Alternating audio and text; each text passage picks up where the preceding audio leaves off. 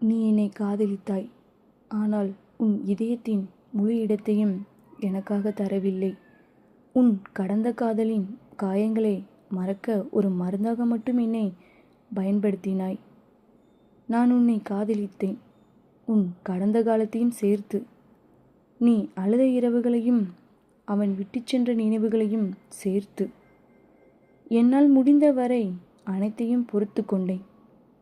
ஆனால் ஒரு நாள் நீ அவனை பற்றி பேசும்போது உன் கண்களில் இன்னும் அவன் வாழ்கிறான் என்று தெரிந்தது.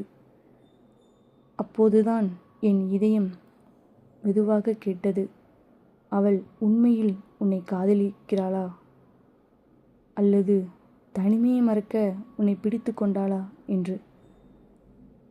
நான் துணிந்து சொன்னேன், இனிமேல் அவனை பற்றி என்னிடம் பேசாதே என்று.